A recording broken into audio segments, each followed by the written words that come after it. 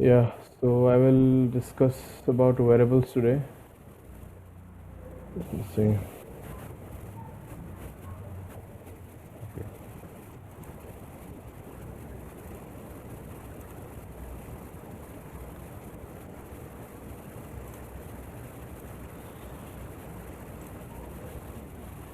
So,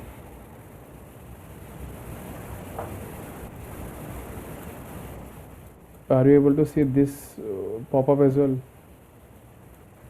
No, only I can only see the one screen, the wearables Okay, okay, presentation. that's fine. Yeah, so I just want to discuss a bit about wearables today, and because we had CES in January, there were a few wearables announced. So maybe we'll first go through some of the a few announcements that went through. So here I have a list of some of the wearable announcements. We can maybe just skim through their marketing page or the website. So first one we can go through is from ROG X-Trail R1. It is sort of an AR gaming glass. Let's just have a quick look at the website. So one thing, we'll just quickly summarize the main information that is in here.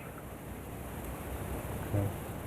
So this is a sort of gaming glasses, so it is intended for gaming purposes, and it I think it is the first AR smart glass with 240 hertz refresh rate, and I think it is able to display, or if you wear it you can probably view a 171-inch screen.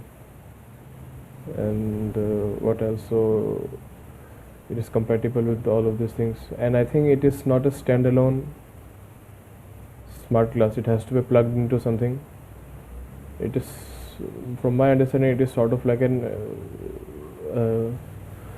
what is it called, an alternative for a monitor. So you get plug it into your PC and you can view the contents here, and since it has a very good screen, etc., it is probably better for gaming. So what else? So you can see, kind of see the setup they're showing here.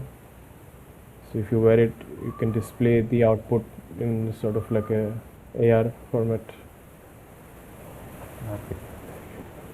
Yeah, I think you have to plug it into some kind of mechanism like this. So that was one of the announcements. Let's see a few others.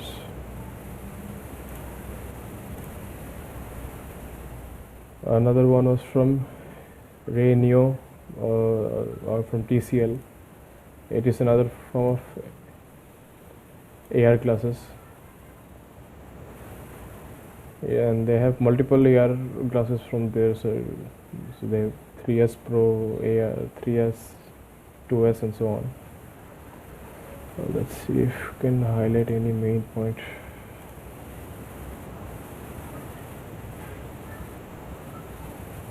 Yeah. Yeah, this one is 120 hertz refresh rate, OLED screen, etc.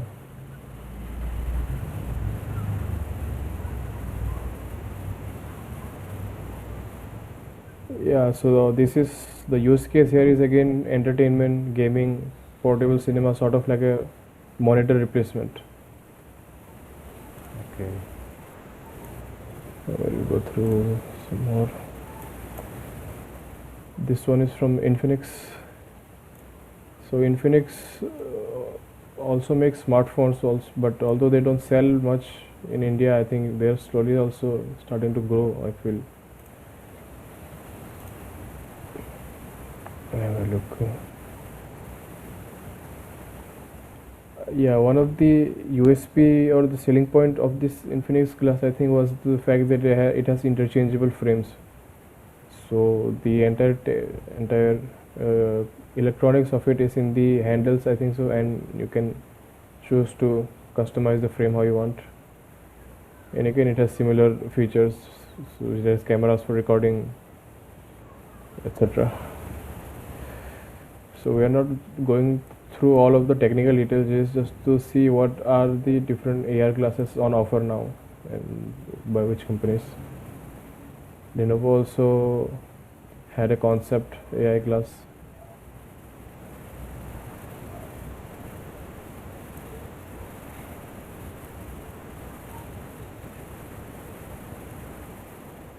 Lenovo actually had quite a few announcement in like interesting announcement in CES.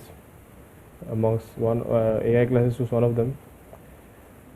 This one is also similar to the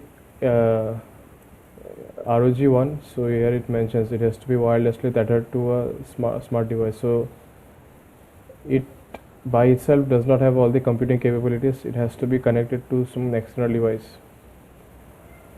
So that was the main point of the Lenovo smart glass. Let's see, all the similar thing. The only two things that are not exactly smart glasses are, and I found them quite fascinating. One of them is this plot note pin.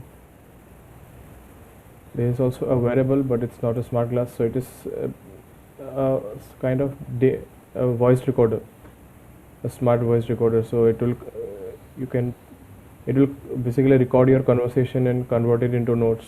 Basically use LLM to convert the text into notes. And yeah, you can wear it probably how you want. Yeah, you can wear it this way, you can clip it. So yeah, I mean, this feature, if someone wants to build a voice recorder or that uses LLM, it is possible to do with current technology itself, but maybe by giving this hardware, they are taking away or making the process more simple, so people can just use a single hardware. And I think they're also giving a sort of software features as also along with it, so you can, it is like a common dashboard, etc. Otherwise, if you choose to make a tool by yourself, you'll have to manage everything yourself. But yeah, that is this. And one other kind of smart glass, it's not exactly, there's nothing smart or technical about this. I think from what I understand, it is just like a common glass, but if you tap on it, it has, what do they call this, electrochromic glass, so it will change this. You can maybe see in the animation.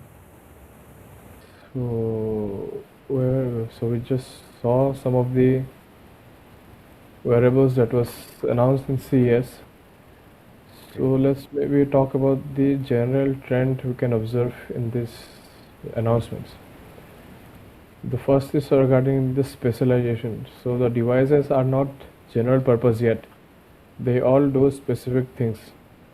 Some are focused on gaming aspects or entertainment. Some are better at the audio video features of recording, and few others are targeting some different niche, like the Cloud Note PNS or the Povec electrochromic glasses. So these do not have any particular thing they are doing. So you can see there's a clear difference between all the smart glasses. Although they are called smart glasses or wearables, they are not they're specialized, they're not general purpose yet.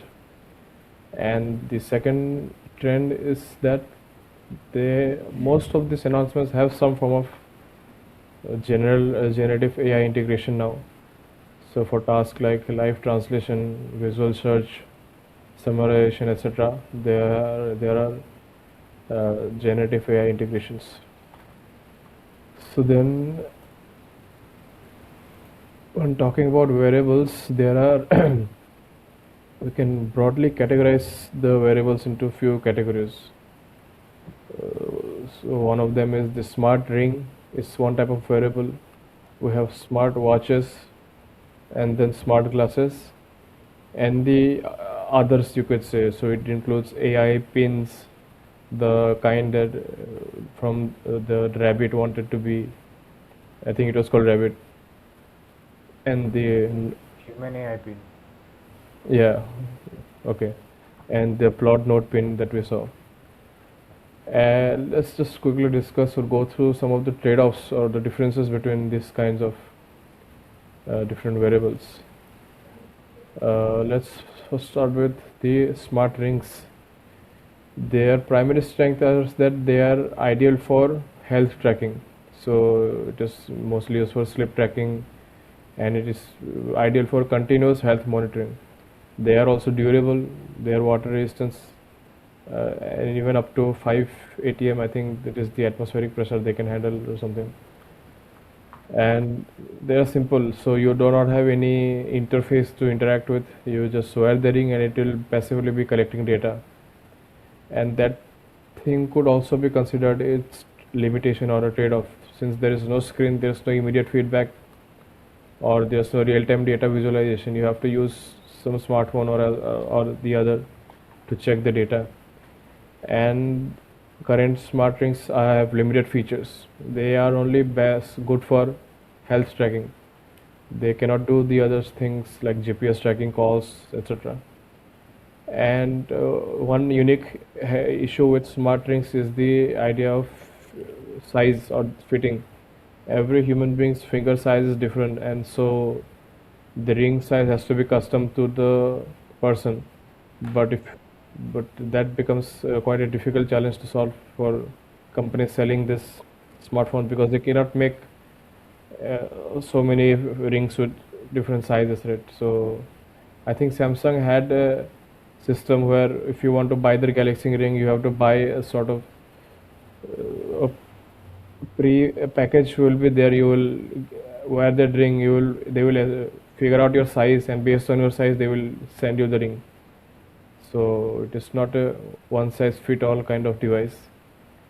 Unlike other wearables, maybe like smartwatch, where you can adjust the uh, band or the strap based on your size.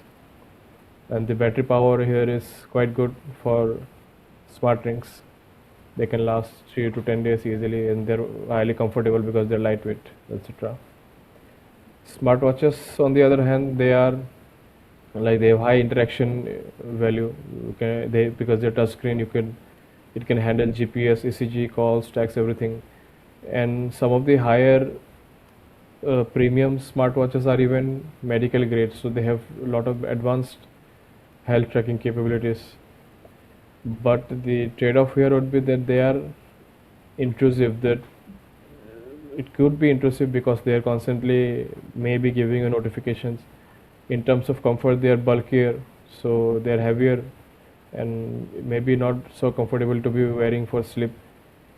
And for some people, it could be complex to understand the workings or what are the different features available. And because of that reason, premium smartwatches usually have very low battery life. So most of them have to be charged every day. The fitness band also could be considered a smartwatch. Many people here do, but they are not technically smartwatches. They just are fitness band, and so they may have higher battery life. But the actual smartwatches with a lot of the other features, they have very poor smart battery life. And smart glasses are one category, but as of now, their execution could be subdivided into two more categories. One is the kind of smart glass that is focusing on the audio video features or the AI features. So it is seeing what you see, it will hear what you hear, and it will use AI to maybe question or answer real-time queries that you might have. The risk or the limitation with this obviously is privacy risk. You are recording something at all times. The privacy risks come here. And this kind of glasses have limited visual interface. So unlike the AR glasses that will populate the screen with the UI, this will have a minimal heads-up display. It is only for passive recording, not passive, but it is recording audios and videos, and it is just talking through the speakers. There is no way to interact with the UI. And so yeah, these also have very limited battery capacity for 4 to 8 hours if you use it continuously. And the other kind of smart glass is the AR kind of smart glass that will display content onto the glass itself. Biggest disadvantage of this is that they are not truly wireless as of yet. It has to be connected to some other more powerful hardware in order to do its processing. It is only, you can think of it like a monitor. It is a monitor, but on your face. And so the battery life can be variable. If it is connected to the device, maybe the battery life will be good, but if it is, you're using a standalone, it will have similar low battery life. And then we have the other kind, the AI pins and clips. They are, their focus is different. They're like AI note taking, summary, live real-time query answering, those kind of uh, situations. And that is where the limitation lies, that they have very niche utility. Not many people see the value in them, but they do have very high battery life. And yeah, so that is just briefly covering the different types of variables and a trade-off between one another. Next, we can kind of consolidate the some of the trade-offs we saw here. Maybe I would ask you, could you, by reading the title here, privacy versus utility trade-off, could you think what the trade-off here is? See versus utility. So what are the options? Smartwatches, rings, Yeah. smart glasses, and pins. hmm Okay. This could be applied to all, this trade-off could be applied to all of them. It is a general kind of trade-off, but what do we mean by privacy versus utility? Yeah. So if I have to rank them, it's difficult. Okay. I think smartwatches, I'll rank it to be top in terms of utility, and yeah, utility versus privacy. Yes, it will be at the top. Like it is most useful with least amount of privacy involved. Mm, Uh, yeah. Then maybe smart rings, and third would be uh, the pins, and fourth would be uh, the AR glasses in terms Yeah. of utility. That is my ranking, but yeah. Yeah, that's, yeah, correct. I was actually not also not even thinking of it that way. My main point here was going to be that privacy versus utility, in the sense, if a wearable has to provide utility or more utility, it has to collect more amount of data. Only then it can provide the most amount of utility. But if it is collecting most amount of your data, then you are giving away the privacy. If you want your privacy to be maintained, the utility of the wearable will go down. So here's the trade-off. You have to choose between privacy or utility. If you choose utility, you cannot also have your privacy. But if you choose privacy, you have to let go of some of the utility of the wearable. But in your ranking as well, the smartwatches provides the most balance out of all this. So it is taking in the least amount of vulnerable data, and it is providing the most utility. Smart glasses would be taking in a lot of private data, and only then it will be able to provide any utility. If it is not able to capture any data, there is no utility for the smart glasses. Then the data versus comfort trade-off. Let's see, I also don't remember. Okay.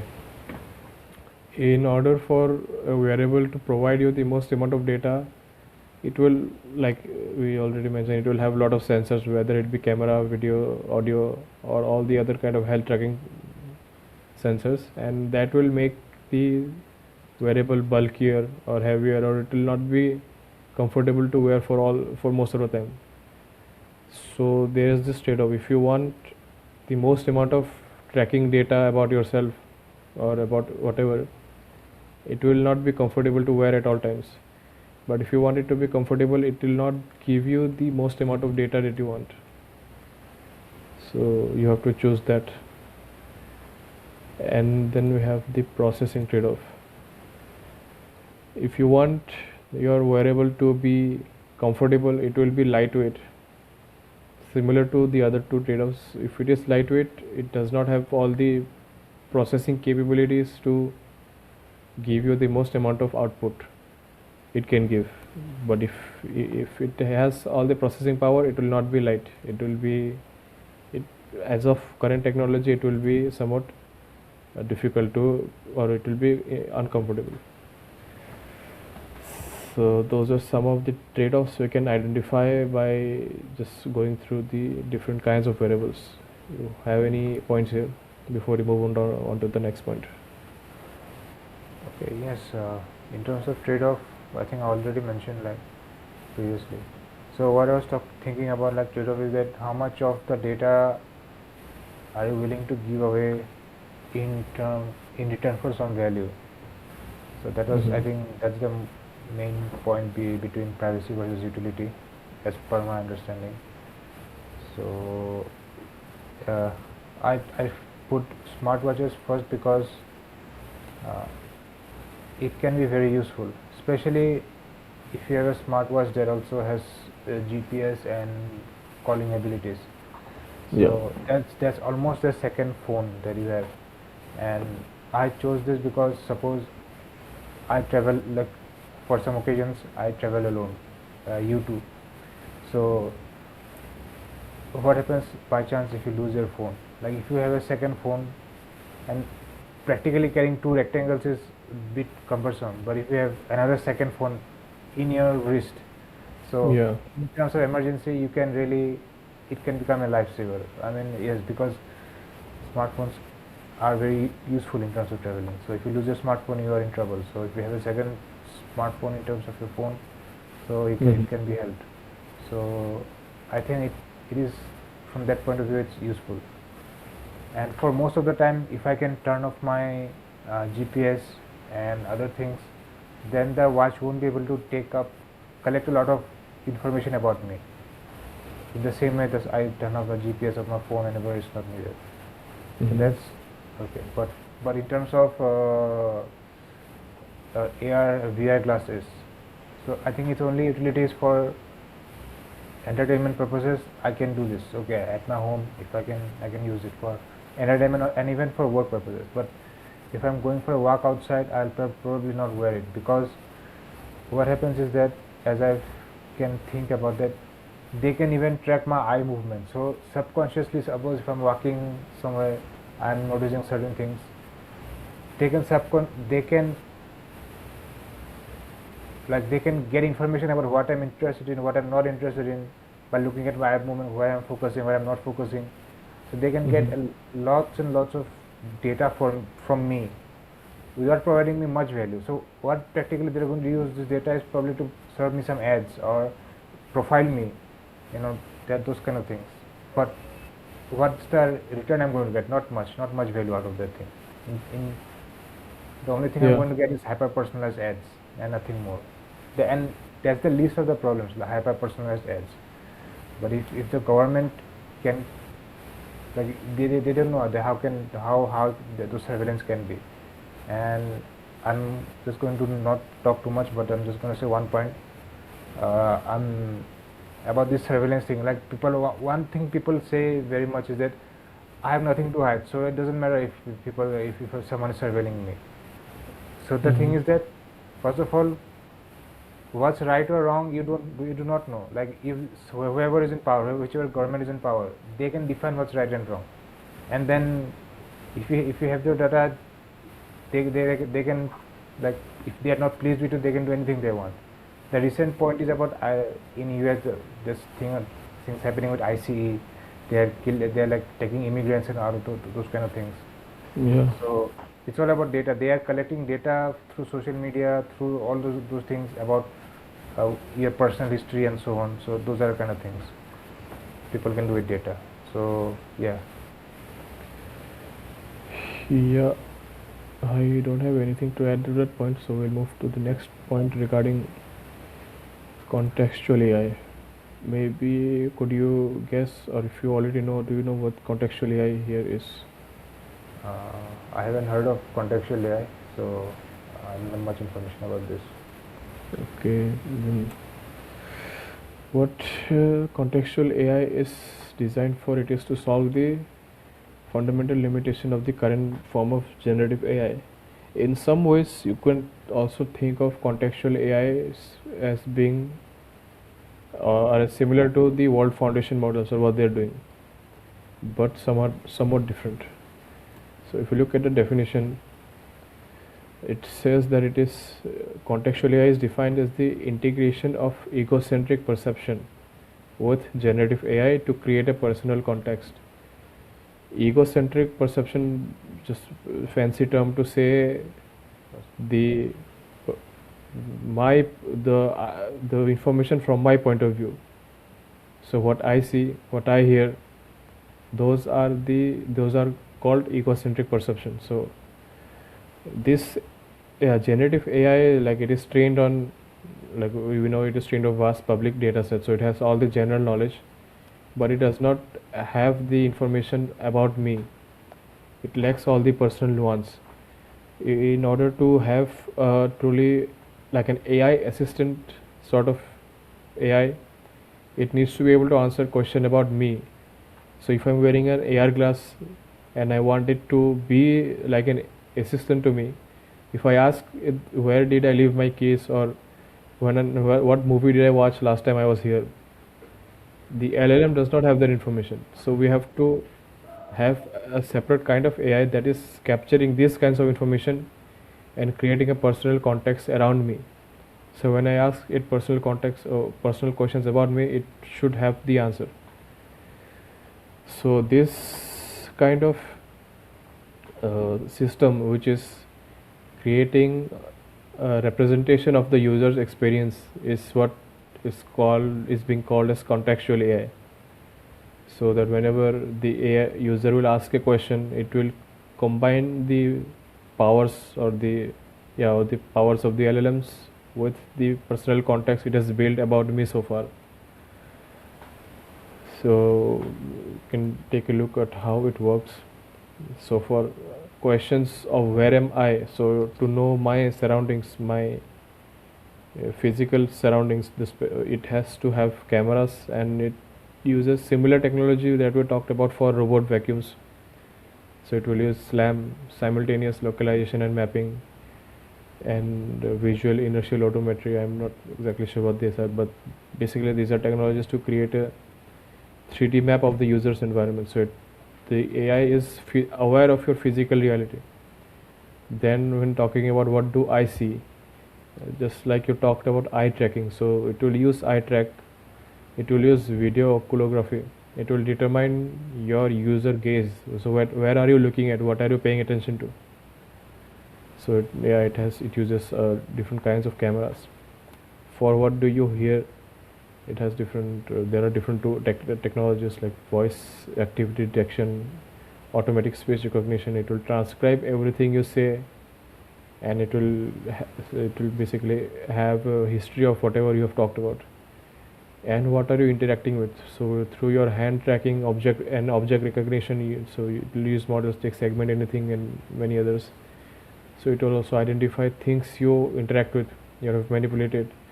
All of this information over a period of time, the AI will have enough data about you to basically know everything about you. So this is kind of, in order for the, like people call AGI, right? So in order for a machine to actually truly have generic intelligence, it should be able to interact with you this way. So it has to know enough about you, so such as to not just give generic answer but give answers specific to you.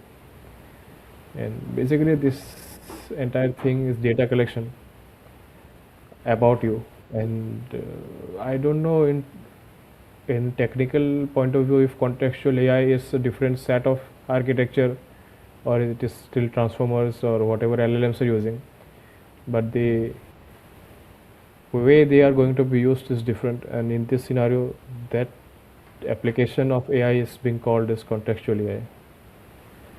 To me, it looks very much like fine tuning. It's nothing like these four are the methods of collecting the data, and then what you do is that you take this data and fine tune the model, like what we talked about in the previous discussion. Like I think it looks like that. It's just fine tuning. Probably it is behind the scenes, it is using already existing AI technologies, nothing new to build this data. But Yes, like this maybe, is the like yeah. user specific data, and then you fine tune the existing model. Mhm. Yeah, only And difference here is this, it is like a, it has to use some kind of world foundation model because it is taking not just speech or video data, it has to recognize your physical reality as well. So the map of where you live, it has to have a physical understanding of where you live. So I think only that aspect is making me think it is not just LLM. Otherwise all the other things are could be just converted to text and what is it called, vectors, not vectors, I forgot what the term was, embeddings and stuff. embedding is to that. Yeah. But yes, I that is correct. But I forgot what I was about to say. But yes, Yeah. It could also be just a marketing term, or to simplify it for the layman who yeah, it could doesn't be. make it easier for them to understand their term, calling it just like the term AGI, like it does not have any proper definition of what exactly technically it is going to be, but people understand what we are talking about when we say AGI. Similarly, if you use contextual AI, it basically means an AI that is aware of your context. Yes, I remember what I was about to say. Like these kind of things, at least ChatGPT already does it for your conversations. It already tracks, Mhm. because I remember, like, I don't know about other models, but for ChatGPT definitely, like, I, once I was surprised. Like, how did you know? Like, how in one conversation, you're like, oh, I understand you. You are, since you are like interested in data analytics. I think from that angle, this it will be there. Like, I was surprised. Like, I never mentioned I was interested in data analytics. Then I checked those things. Yes, like you're collecting all my data. Of course, there's an option to delete my data as well, but you're collecting all my data and giving me contextual answers to the questions. Yeah, I think Gemini also has this. So if you, it will keep your history of whatever all the previous chat, and in the future chat, it will reference those things. Yeah, So in some form we have it, but it yeah. is like in the case of ChatGPT or Gemini, it is strictly limited to our chats. Yes, This is a holistic kind of context, so it will know everything about you, what you see, what you do, what you hear, what you interact with. yes. So it's kind of like the next level of that. Uh, yeah. Then moving on to some one of the hardware or the engineering limitation of wearables in general, or smart glasses in specific, is the 200 milliwatt limit. So what is this limit? We'll have a look. Smart glass, to be socially acceptable, if you don't want to stand out in front of a crowd for wearing something very thick or very big, like those Apple VR glasses, it has to have weigh a certain amount. So most, if weight of a glass is above 50 grams, it's kind starts to become bigger than it should be. So assuming a perfect a balanced amount of 50 grams should be the weight of a smart glass, and within that 50 gram, 20 to 30 gram could be of the frame itself, and then the other 20 to 30 gram budget will be used by the electronics, and of that 20 to 30 gram, 10 gram has to be the battery. Now based on the current, or based on the known lithium ion energy density, is that they have a energy density of 300 milliwatt hours per gram. So then a 10 gram battery would hold about 3000 milliwatt hour. So if you assume that a smart glass has to stay on for 15 hours, so from apart from the time you're not sleeping, you are wearing the smart glass, so it has to stay on for 15 hours, and it has a 10 gram battery which holds a capacity of 3000 milliwatt hour of energy. you do this division, you will get 200 milliwatt hour. So that is the power limit of the electronics. So but here we are talking about current lithium ion energy. I mentioned it, but one of the point I did not research was that there has been recent uh, advancements in battery technology in the form of silicon carbide batteries.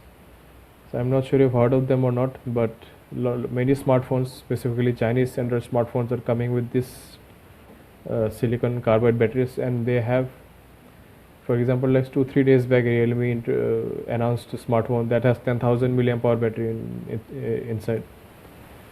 So 10,000 milliamp hour used to be the size of a power bank before, and that is in a phone now. And the phone is not thick.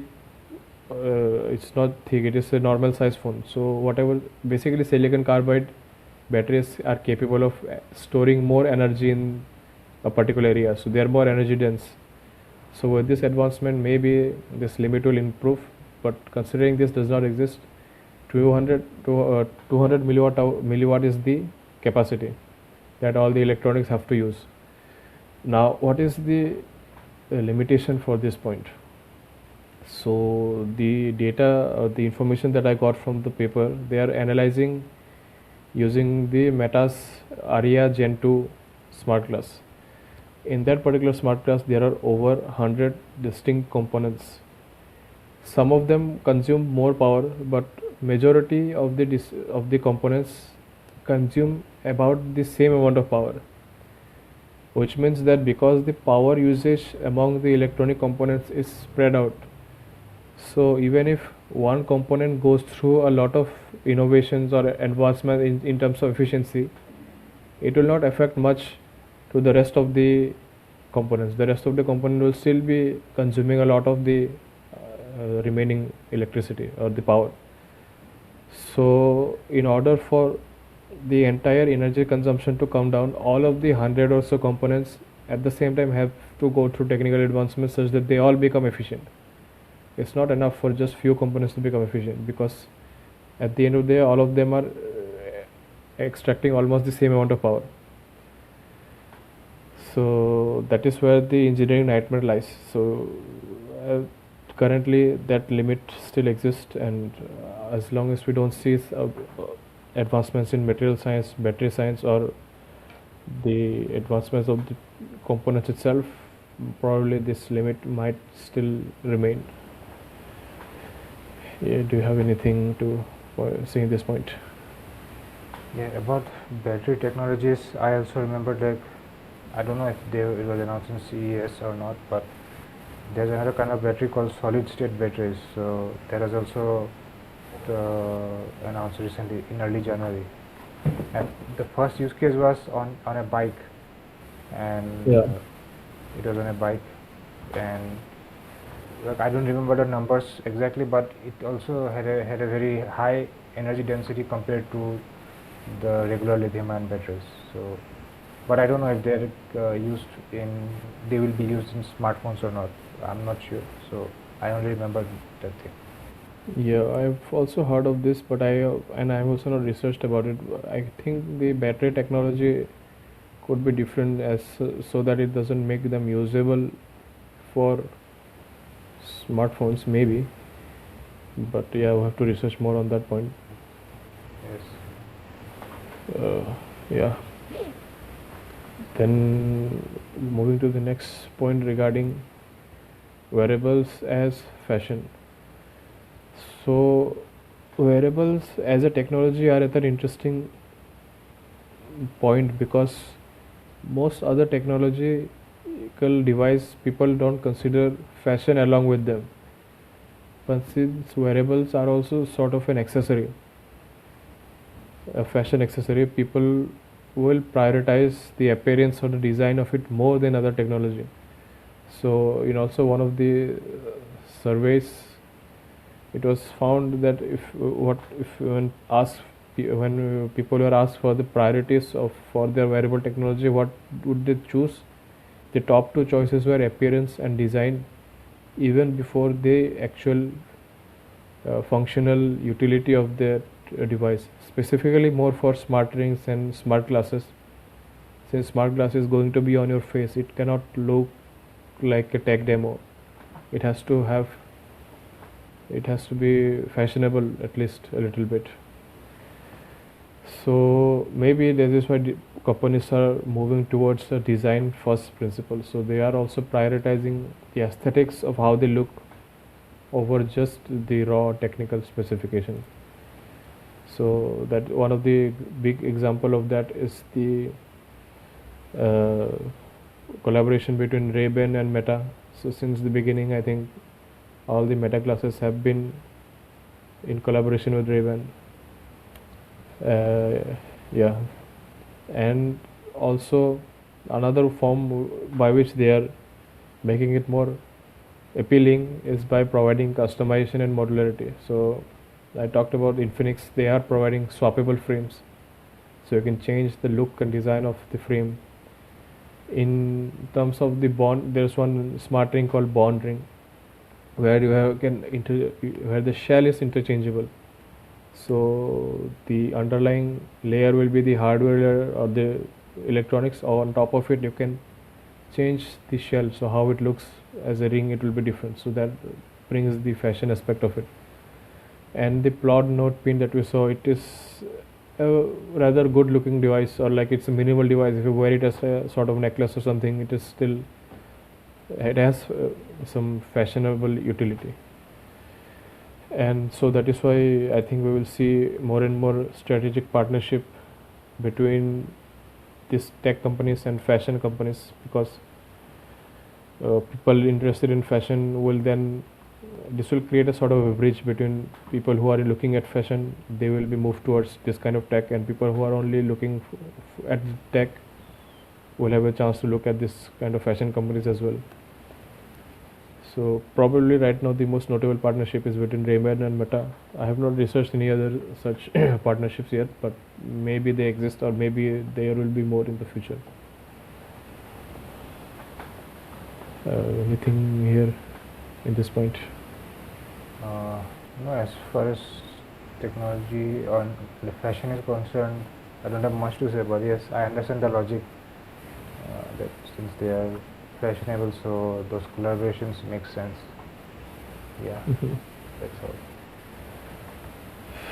Then we can conclude by talking about some of the major points here. Is that we saw how these wearables are, the main functionality of this wearable is to watch and listen to whatever you're watching, whatever you're listening.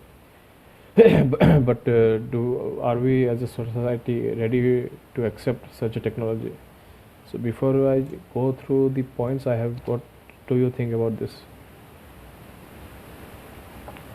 For me, again, I'll say that logically, so as you might know, I've been saying a lot of times that what I'm working on a bigger principle level is that are there laws of social sciences? Like, can they be predicted how societies and people behave? And I think this can be answered from that perspective. So I don't know if you're ready or not, but what I can say is that it is inevitable that those devices will be used for watching and listening by the companies that are using them, and they will be used. The least harmful thing will be like personalized ads. That's the least harmful thing. And at the highest, anything can happen. Like, it can be whatever, anything can happen. So that is going to happen. That is inevitable. It doesn't matter what the CEOs of those companies say. I am not going to give the details here, but I can logically deduce and prove that that is going to happen. Again, that is because there are laws of social science. In the same way, like if I drop this thing, and if I suppose I'm a CEO and I say that no, this will not go down, it will go up. It's not possible. There are laws of physics that will pull it down. In the same way, it doesn't matter what the CEO of this company says. The laws of social science says that this will be used. So that's one thing from that perspective. But how much people are willing to accept that, it's up to the people, which I cannot tell. Yeah. Yeah, so uh, general conclusion could be what you just said. So it is true, and maybe you could check little bit of the details. So one of the conflict, like you mentioned, will be between utility and surveillance. If we as a group of if as humanity accept this kind of devices and want to use it for their utility, it is inevitable that the risk of surveillance will be there. Since these devices are watching and listening, you cannot trust the companies to not, at least unless there are strict consequences to the company in some form or other. In some manner, they will use it for surveillance. Like you said, the laws of social sciences. So far, that is how they have been behaving. They will not stop behaving that way all of a sudden. Then the thing about invisible form factor, that is one the aspect of a organization or government or the company that will use it for surveillance. What about individual people using it? It's not like individual people all have what how to say it, uh, good intentions all the time. People at an individual level also could use it for malicious reasons. For smartphones, once someone is recording, it is you can see that they are recording. There is a clear intent there, so it is easy to notice, and you can either ask them to stop or whatever. And most people, because it is easy to point out, they will, maybe if they have bad intentions, they will try to do it discreetly, they will hesitate, etc. But with smart glasses that will be on your face, and you wouldn't, and if, like we talked about in fashion, if they become indistinguishable between a normal glass and a smart glass, most people wouldn't know if it is a smart glass or if it has recording capabilities, if it is recording even. So that kind of malicious intentions of people will become easier to execute. That is one factor that we have to as a society, if we agree on, we have to deal with this. And one small, not exactly small, but one aspect it will have an impact on is on the corporate situations. Let's say if smart glasses become a day-to-day thing where that people wear all the time, like the glasses I'm wearing now, I take them to the office, I look at the confidential details that I'm not supposed to share with anyone. With the smart glass that has the capability of recording it, how do you stop it from happening? How do you make sure there's no confidential information is leaked? Already with smartphones it is happening, and you have people are not able to stop many kind of leaks. With smart glasses making it easier, even easier to collect information, that kind of situation becomes even more rampant, I presume. So in my current research, these were the three main points. I'm sure if we stop to think about it, we can keep on coming up with all of the different kinds of arguments, but maybe the major point is are these three.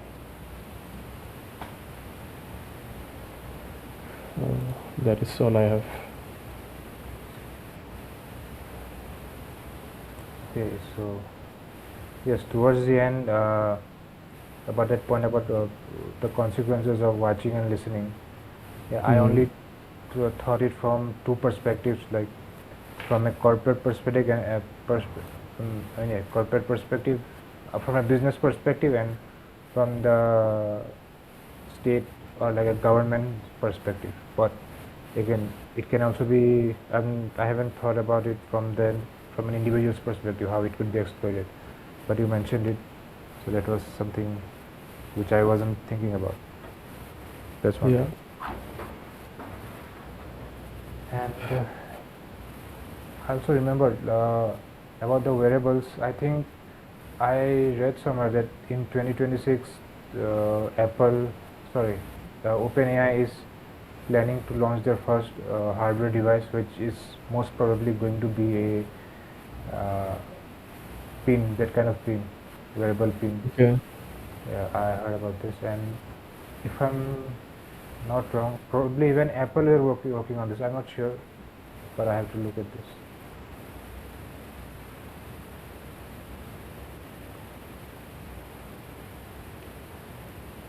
Let me see if I can share.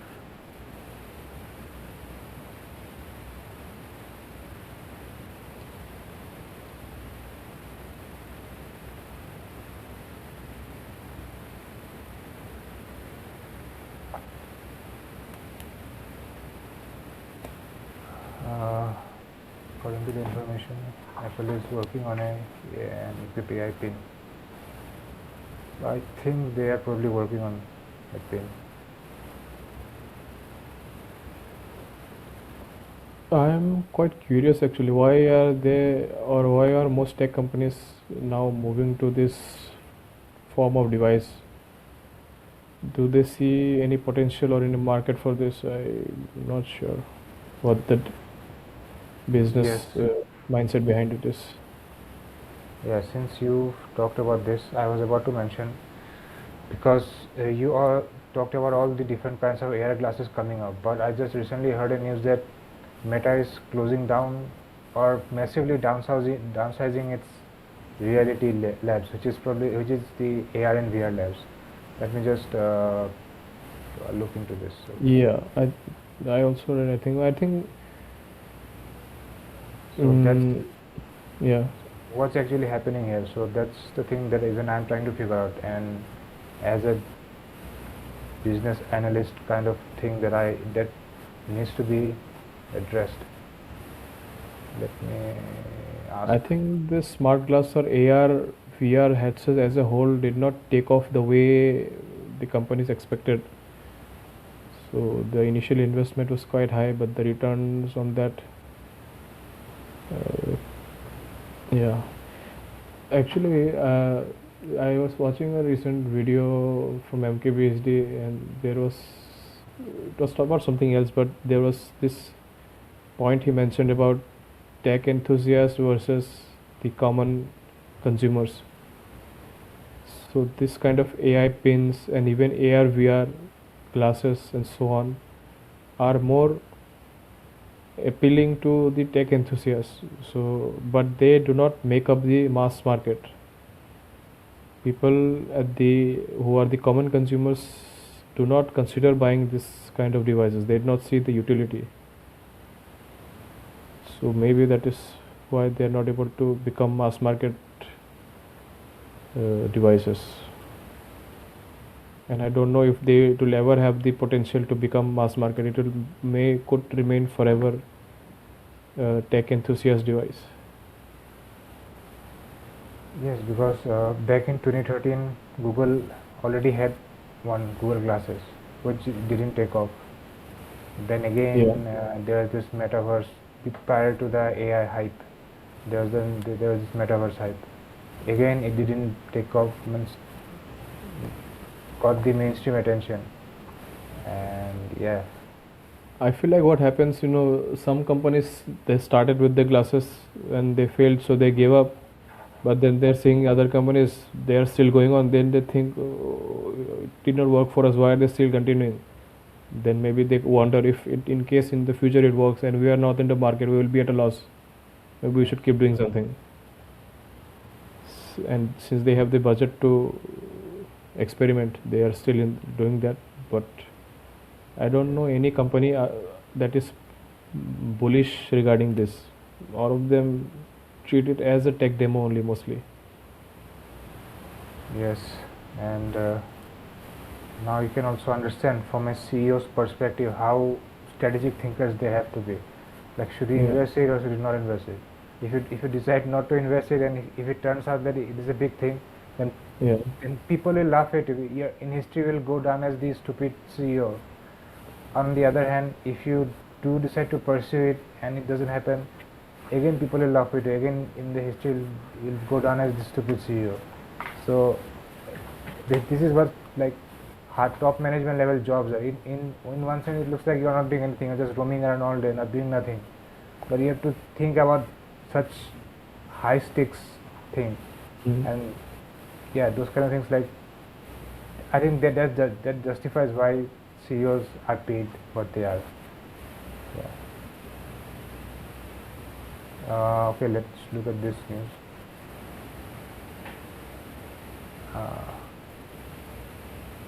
For outline study keyword, we are directing most of our investments to classes and wearables going forward while focusing to make Horizon a massive success on. I think what brought in the most loss for Meta was that metaverse thing they were trying to do.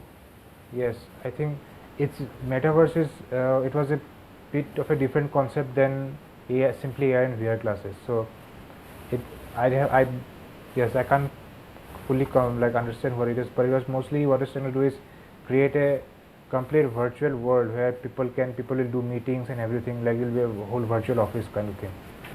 That was his whole idea.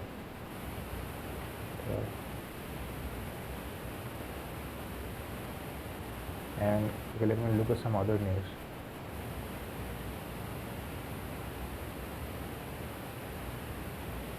Okay, let me share.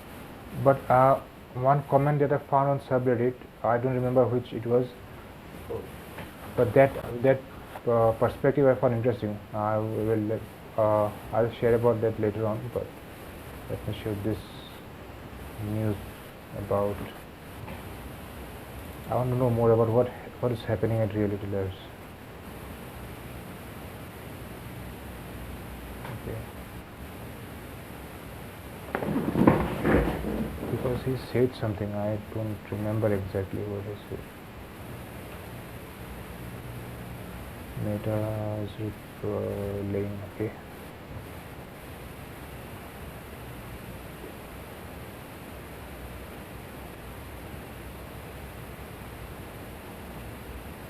October, the company moved Metaverse head to oversee AI products as vice president.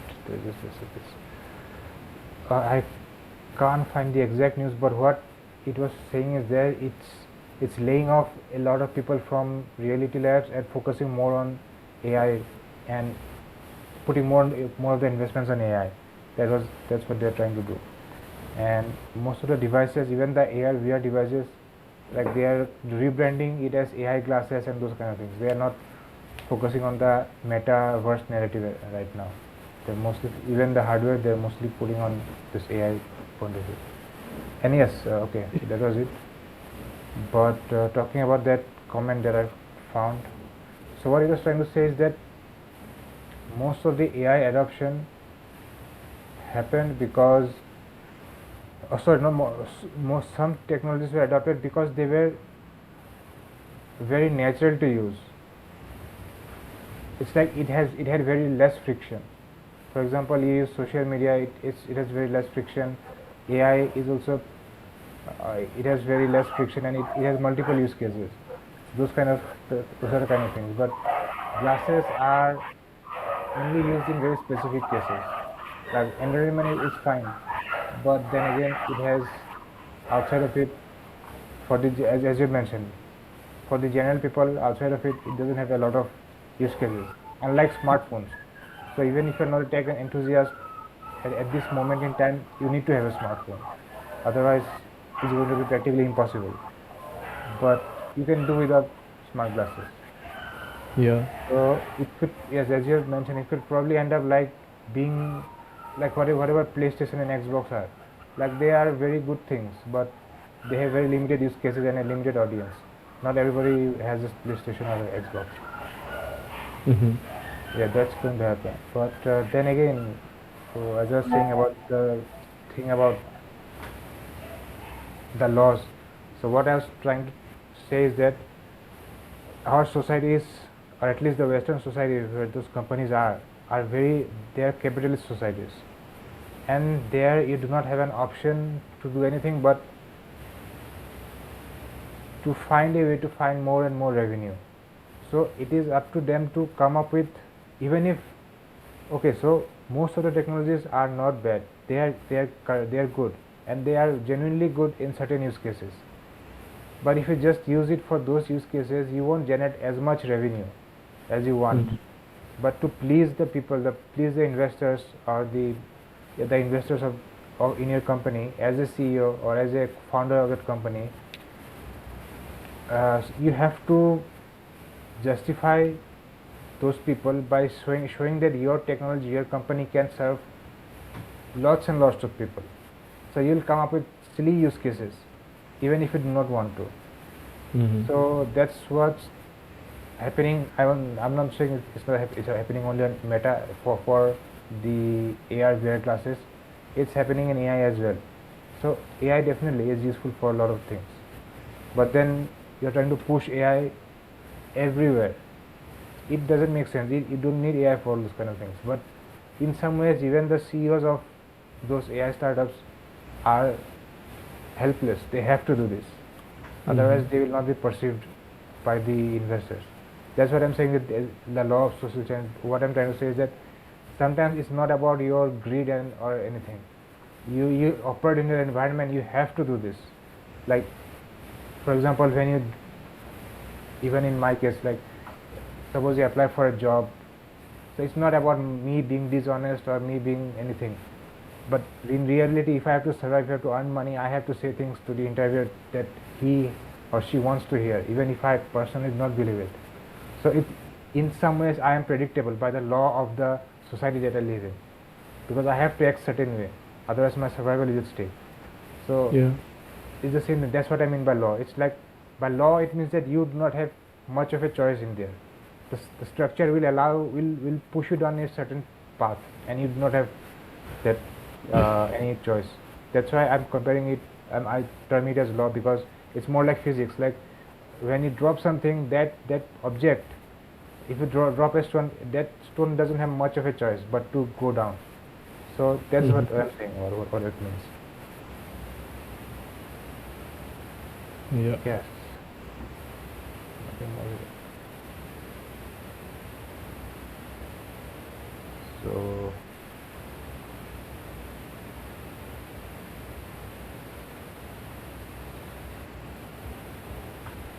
what else is there? Again, this news, are you able to see? Yes, this is sharing this. Again, they burn 19 billion gear, nothing won't get it. So yes, I want to know, like, I think I have to research more about what's the future of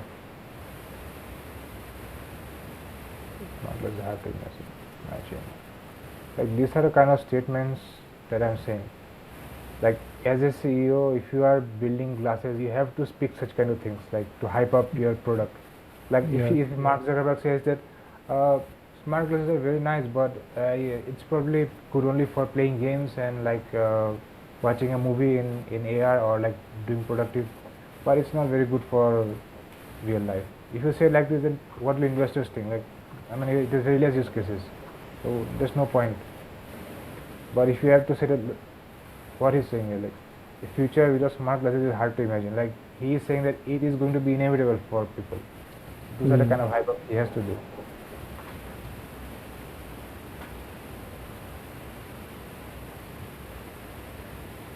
So, anything else you have to say? No. Okay. So I think I'll share this one also once and see what happens.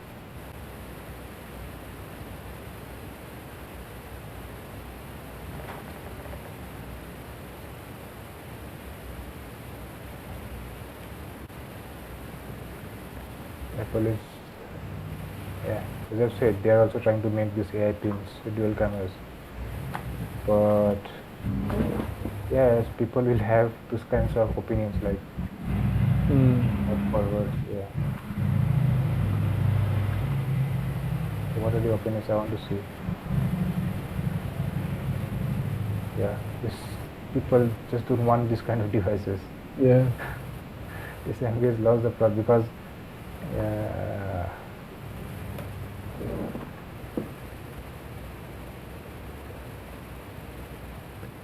in general, that is what the sentiment I see. Like, the companies are pushing these products, but in real, who is the consumer? Nobody really wants to use it. yeah, most people don't. Yeah, they said people are asking why. What's the point of this pin? Yeah. Usually, like for this kind of things, well, at least for AR, VR glasses, at least the tech enthusiasts, people find some excitement about the product itself. For this pin, there really is no use case. It Yes, brings even nothing.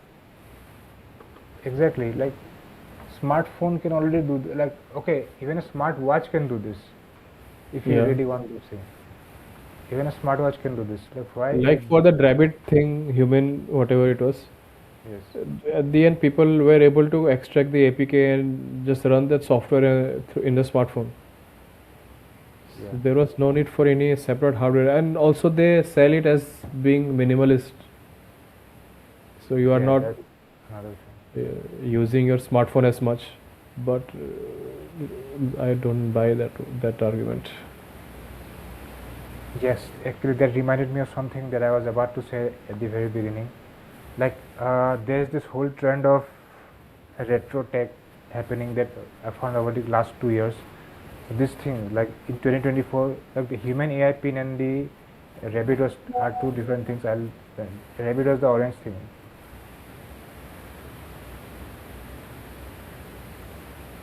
This was the rabbit, Yeah, this one. and the human AI pin was this. I think this, yeah, this is what human AI pin is. Oh yes, he also had this hologram kind of thing, like you can put it in your hand like this and you can do this. Mm. Yeah. So this was one thing, and in CES, even in 2026, there was another kind of new phone, which was kind of like a BlackBerry with a keyboard phone, and Yeah, I've seen that yes, one. It yes, is, I think, and wireless accessory. I think was it an accessory? Like I remember because some Comet something, right? I think probably I don't remember. Let me see. I saw this video, and I think in the video they are marketing it as a secondary phone, but in the comments I saw that many people are saying I'd rather use it as a primary phone. Let me see it. Like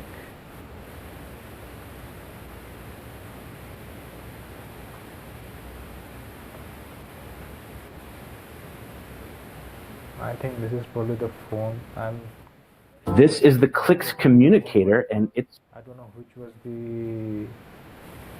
Yeah, this is the one. Can you read this comment? He said they really need to stop marketing it as a component phone. It's a whole phone on its own. Like I'd be using this as my main phone. Like yeah, this is what I was looking at. Again, people, it's not a component phone. It's for people who remember phones were fun. And this is the whole sentiment going on. Okay, like people are saying that I don't want to use it as a secondary phone, even though they are marketing it as that. Like they are saying that I'd rather use it as a primary phone. There's this whole sentiment coming. So over the past 2 years, I can see this. Like the rabbit and human, it's already 2 years because I think these two tech were announced in CES 2024. So these two tech plus this tech, and another thing that I have noticed is wired earphones. People are using more and more. I see there is a YouTube video I found, but more than that, I also saw people around me. Okay. That people are using wired earphones quite a bit now. So I don't know what's the reason. Like some are calling it like tech fatigue, or there's something also called inversion or something. Like if some trend is in too much popular, and if you want to present yourself as a counterculture person, so you'll use something opposite to that. So whatever it is, but it's happening. Now I'm not sure whether it's just a minor thing or it's really going to be a something more permanent. So I'll have to look more into this, but yeah, it definitely at some level it's happening.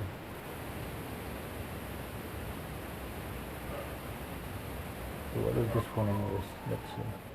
boldly going where no phone's gone Oh, I can't hear the audio. before. Kinda. This is All Things Mobile. Let's talk Can you about hear it. the audio? I can hear the audio. One of the You can. surprise announcements here at Yeah. CES here in Las Vegas can't. is the Clicks communicator. Now, if you're thinking, hey, this looks a little bit like a BlackBerry, well, It kind of is. In fact, one of the designers on it was from BlackBerry, but this phone is meant to be a companion phone to your regular phone. So if you have things like WhatsApp on it, if you have other messaging apps you're trying to respond to, you now have a wonderfully designed keyboard that you can just click away, hence the name of the company, and type on.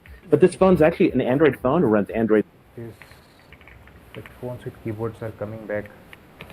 Mhm.